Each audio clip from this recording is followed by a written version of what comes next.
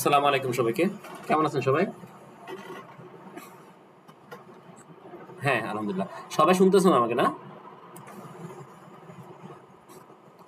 আচ্ছা, আপনাদের জন্য আমি আমাদের সেন্সর অ্যান্ড অ্যাকচুয়েটর এবং অ্যাকচুয়েটর নিয়ে গতকালকে আপনাদের যে একটা রিকোয়েস্ট ছিল যে আমাদের গাড়িতে যেই লোকেশনে সেন্সরটা থাকে এবং সেন্সরটা দেখতে কেমন হয় সেটা যদি একটু দেখানো যায় তাহলে বেটার হয়।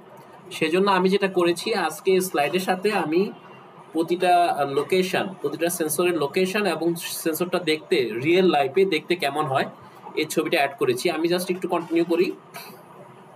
আচ্ছা, এটা হচ্ছে আমাদের এয়ারফ্লো সেন্সর। হ্যাঁ, এটা হচ্ছে আমাদের এয়ারফ্লো সেন্সর।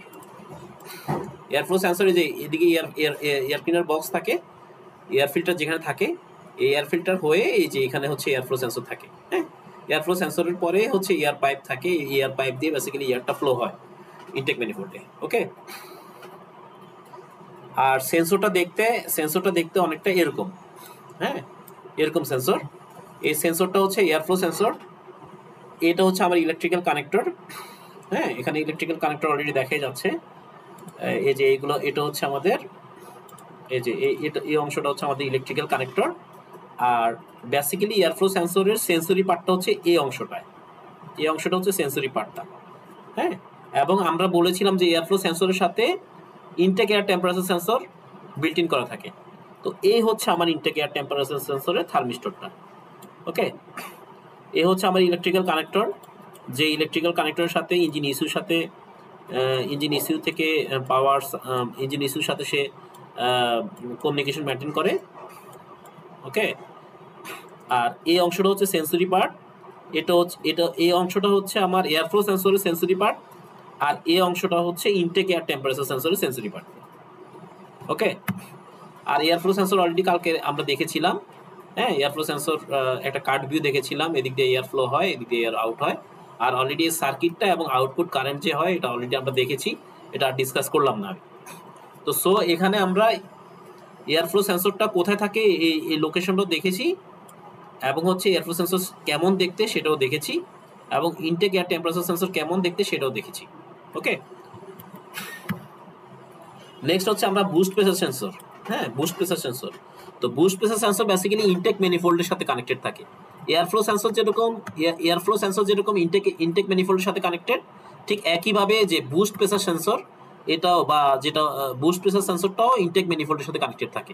হ্যাঁ, আর বুস্ট প্রেসার সেন্সরটা দেখতে এরকম অনেকটা ম্যাপ সেন্সরের মতো দেখতে। হ্যাঁ,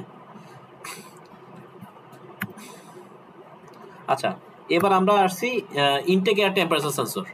intact air temperature sensor already আমি এই যে এয়ারফ্লো সেন্সরের সাথে দেখিয়েছিলাম, এই যে এই অংশটা। হ্যাঁ, তো এখন মডার্ন ভেহিকেলে এখন হচ্ছে এয়ারফ্লো সেন্সর এবং ইনটেক এয়ার টেম্পারেচার সেন্সর একসাথে।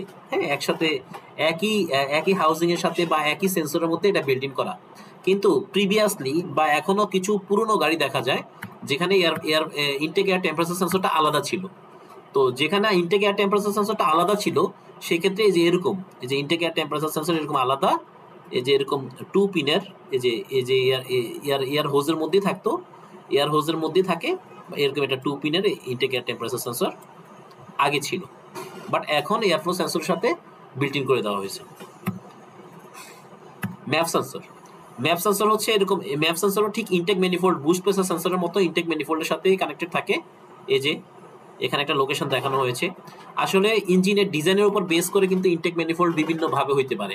কিছু ইঞ্জিনে আমরা দেখি যে মেটাল মিন্স অ্যালুমিনিয়ামের ইনটেক ম্যানিফোল্ড থাকে, আর কিছু গাড়িতে দেখি যে প্লাস্টিকের ম্যানিফোল্ড থাকে। তো যেই ম্যানিফোল্ডে থাকুক না কেন, map sensor manifold absolute pressure সেন্সরটা সাধারণত ইনটেক ম্যানিফোল্ডেই থাকে।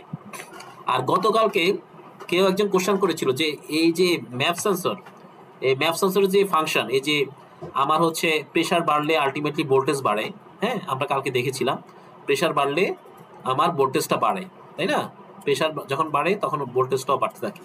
তো এই জিনিসটা কিভাবে হয়, তো এখানে দেখেন, এখানে আরেকটা ছবি রেখেছি। বেসিক্যালি এই যে ম্যাপ সেন্সরের ইনসাইডে এই ম্যাপ সেন্সরটা হচ্ছে অনেকটা বুস্ট প্রেসার সেন্সরের মতো, এই যে এটার মতোই সেম, অলমোস্ট সেম। তো এই জায়গায় হচ্ছে আপনার এয়ার প্রবেশ করার এই জায়গায় হচ্ছে এয়ার প্রবেশ করে। এই এই ভিতরে হচ্ছে আমার এই জায়গাটায় হচ্ছে আমার সেন্সরি পার্টটা থাকে। হ্যাঁ, তো এই যখন এই জায়গাটা সেন্সরি পার্টটা থাকে, এই যে এই জায়গাটা হচ্ছে এই জায়গাটা আমার, হ্যাঁ, সিলিকন চিপস। দেখেন এই সিলিকন চিপসের কেমন, এই যে ওভালটা, ওভাল শেপটা একটু বেশি এটার তুলনায়। দ্যাট মিনস এখানে হচ্ছে লো প্রেশার হচ্ছে, মানে এয়ারের লো প্রেশার হচ্ছে। তাহলে লো প্রেশার যখন হবে তাহলে লো ভোল্টেজ দিবে। কি দিবে? সবাই শুনতেছেন? হ্যাঁ, লো প্রেশার হলে লো লো ভোল্টেজ দিবে। আর যখন হচ্ছে হাই প্রেশার হবে, এই যে হাই প্রেশার, বা আমরা যখন থ্রোটলটাকে ফুললি অ্যাক্সেলারেট করি, তখন এরকম ওভার শেপটা আর একটু স্ট্রং হবে।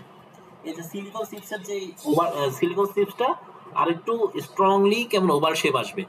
আর এখানে দেখেন একটু কম ওভার শেপ। তো যখন একটু স্ট্রংলি ওভার শেপ হবে তখন এদিক দিয়ে ভোল্টেজ ফ্লো বেশি হবে। ভোল্টেজ এখানে হচ্ছে হাই ভোল্টেজ হবে।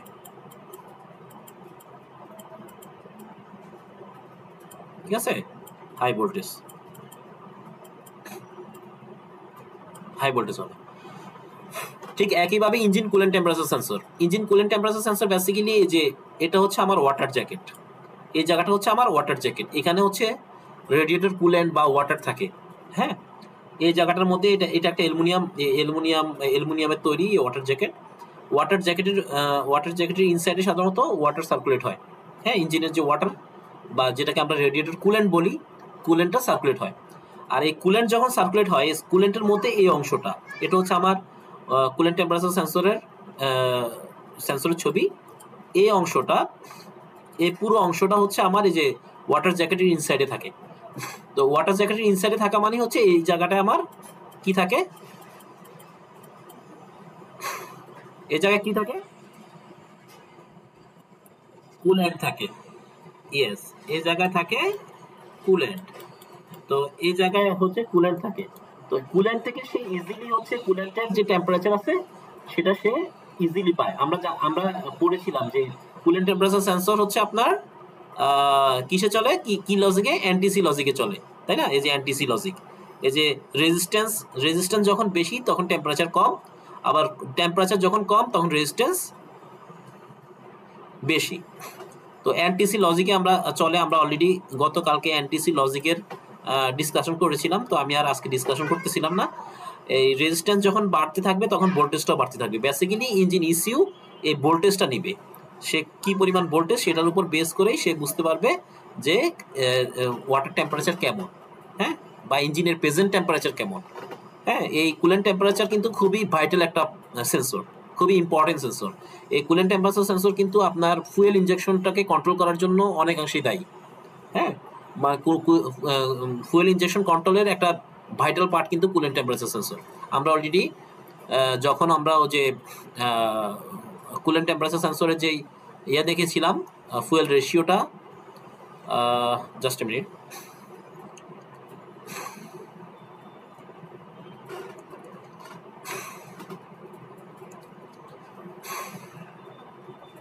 আচ্ছা, এখানে আমরা কি দেখেছিলাম যে এই যে কোথায় ছিল এই ইঞ্জিন কুলেন্ট টেম্পারেচার সেন্সর, তাই না? কুলেন্ট টেম্পারেচার সেন্সরের থেকে একটা কি হয়, ইঞ্জিন কুলেন্ট টেম্পারেচার কম্পেনসেশনটা হয়।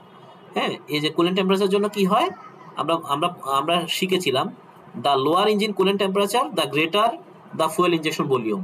That means coolant temperature sensor যদি কেমন ঠিক মতো কাজ না করে, সে লাইক দিস, আমার টেম্পারেচার কিন্তু 80 ডিগ্রি সেন্টিগ্রেড, কিন্তু 80 ডিগ্রি সে শো করতেছে 60 ডিগ্রি সেন্টিগ্রেড।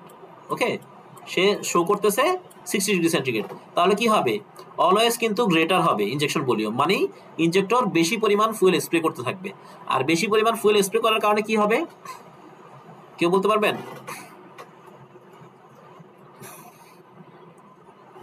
কি হবে?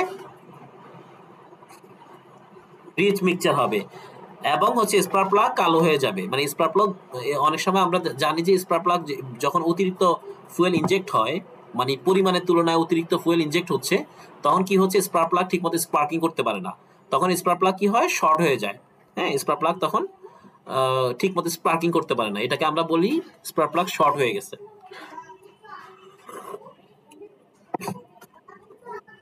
ইয়েস ইয়েস, ভিজে যায়। ওই ভিজে যাওয়াটাকে আমরা শর্ট বলি আর মানে স্পার্ক প্লাগ ঠিক মতো কাজ করতে পারে না, এটাকে আমরা কি বলি, স্পার্ক প্লাগ শর্ট হয়ে গেছে। হ্যাঁ, ইয়েস, প্লাগ শর্ট হয়ে গেছে। আচ্ছা, এবার আমরা আবার আমাদের পিছনে আসি।